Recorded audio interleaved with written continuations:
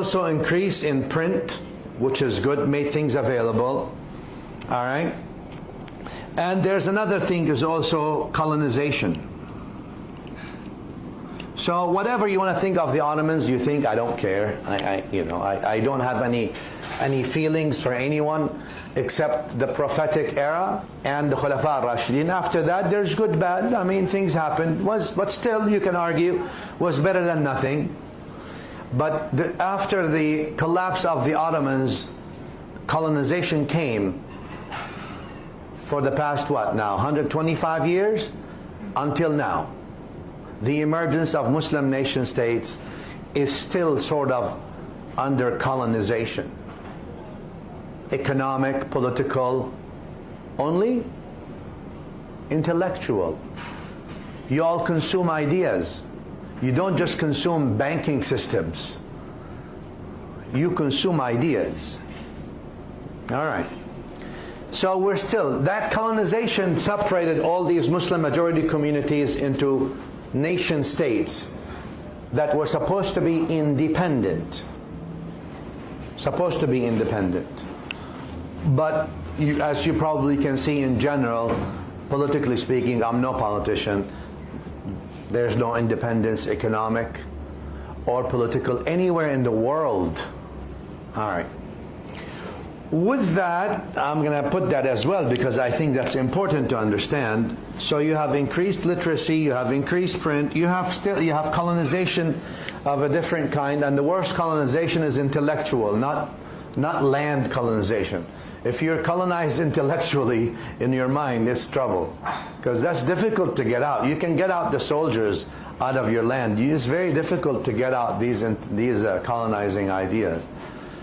Anyway, with all that weakness and obviously shattered, Muslim communities were trying, or so-called nation states are trying to find their identity. So what did they start doing? They went to nationalism, for example. So first nationalism, based on ethnicity.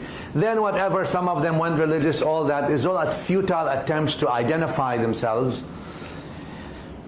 In this notion here, probably from the 1970s Gregorian and on, we have the emergence in a very strong way of the Salafi movement, which started off as a Hanbali movement in a sense, but it's really sort of a modified Hanbali movement because the Salafi movement is really an Ibn Taymiyyah school per se. So that's 7th, 8th century, right? So 662 to 727. All right, and that's the school. It's not more than anything else per se. That took precedent. It was able to print. It was able to spread everywhere. It was able to teach people, render them back to their communities. They came with a bit different fiqh law because they came with the Hanbali / Ibn Taymiyyah views of fiqh. All right, to a community that was, let's say, Hanafi or Shafi'i or Maliki, and it seemed to clash a little bit. In Aqidah, they came also with an ultra sort of Hanbali view, and if you may say, Taymi view of Aqidah, which is contradictory in general, in many important aspects, to the general masses of Ahl-Sunnah before, which were mostly Ash'aris and Maturidis in general. They were very anti-tasawwuf, which was eliminated and was labeled as terrible things and almost shirk and kufr and all that. The problem is they did not replace it with any other system. They didn't say, all right, take out tasawwuf, but we're going to teach akhlaq. No, it didn't happen. And also ulum al-Quran were still under-taught, and so was legal theory. What was focused from ulum al-hadith is on ilm al-hadith. So hadith became very powerful in the Salafi era because that was their thing, because you saw, a 25-year-old or a 30-year-old who has not studied any meaning and like not even 20 books in one subject comes and says, da'if sahih, you're giving us all these weak things, and he doesn't even know anything except that it is da'if. Okay?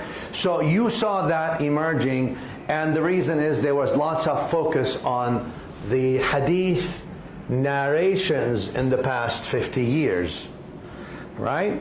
And that's a good thing in a sense, even despite the ruthless sort of attitude by individuals who are unrefined and unpolished.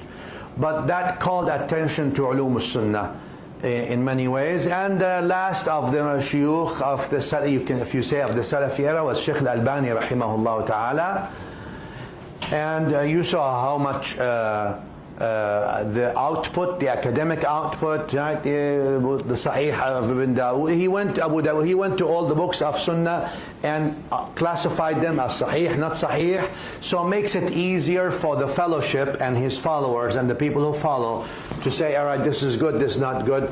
And this was never bias-free in the sense when it comes to ulum al-aqaid specifically and tasawwuf. Okay. So the reason, and obviously all that doesn't bother me really. My issue with the Salafi movement, mostly, Salafi movement is three movements, just so you know. It's actually three. Salafiyya al-ilmiyya, academic Salafism, which was mostly in Saudi Arabia. This is Salafiyya ilmiyya. These people are just academic. Then you have political Salafism, or activist, right? So that's sort of like the Muslim Brotherhood, etc. Other movements that had political agendas as well. And they use Salafism as sort of a platform. And then you have jihadi Salafism. The Salafiyya Jihadiyya. Right? So those are the three kinds of Salafism. Existed then, still exist today. And the jihadi Salafism, you'd find it like in ISIS, Al-Qaeda, these things, etc., etc. That's what we had and what we still have. These three factions are still there in general. What is common between all of them is their source. Their source is the same, their aqaid are the same, their manhaj is the same, it's just carrying out different things, meaning one of the things that were, in my view, the most terrible things was the takfir element of it. Takfir means anathematization, and takfir was about secondary issues, sectarian issues from the Salafis, meaning we believe that tawassul is shirk, so everybody is mushrik, even no matter what it is. We believe so and so in the sifat, and if we believe so and so, this is the standard, everyone else is mulhid in the sifat, or mu'attil, or whatever. I mean, just all these intellectual terrorism labels that were used. So the takfir was the biggest issue. With the takfir, I will also use the tabdi' of the ummah, rather than say in non-definitive issues, non-definitive in attestation, non-definitive in indication. That's our understanding versus your understanding. That was not the case. That's our understanding, and our understanding is Islam. And if you don't like it, you're mushrik. Straightforward, unfortunately. In places where they could exert violence, they did. And they killed people simply for disagreement on theological issues. So that's still the case. Today you might not find takfir as popular by the populace, because the populace are no longer responsive. They've listened to the takfir for 50 years and the responsiveness is no longer the same. So you'll find that a bit has calmed down in its expression. Nevertheless, it's present as this part as the foundation of the movement.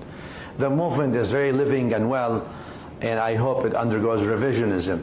Now, when people are no longer saying takfir and all that, what's missing in my view is an academic revisionism. Why were we, because you hear people, oh, I used to be Salafi, I'm no longer Salafi. So the question is, that doesn't really matter to me, and I don't really care what you are. Allah bless you. You say La ilaha illallah Muhammad Rasulullah, you have my respect and love, even if you call me kafir. The issue is, where is the academic revisionism? Like when you called people kuffar for 30 years, why are you wrong calling them kuffar and mushrikeen? And that's important, not for you, because with all the respect, we don't care about you. It's important for the masses who follow that movement, so they don't follow in the same traps after another 20 or 30 or 40 or 50 years when it comes. And I don't need you to say why you're symbols, yani shuyukh or imams of your school were terribly wrong, you can just say that they were academically wrong. They missed it here in the most eloquent ways. But tell me why you were wrong in calling so and so kufr, and calling so and so this act or this issue shirk, and why it should not be called that way, why there should have been two views to say the least, and why the view of kufr and shirk and bid'ah is wrong. That's the most important thing out of anything, because this thing is never personal. It's not about XYZ being so and so. We're not the labubu generation where you just put something and everybody follows.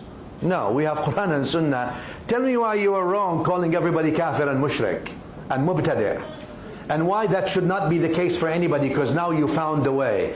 But that's never the case, and that tells you that the evolution hasn't really happened.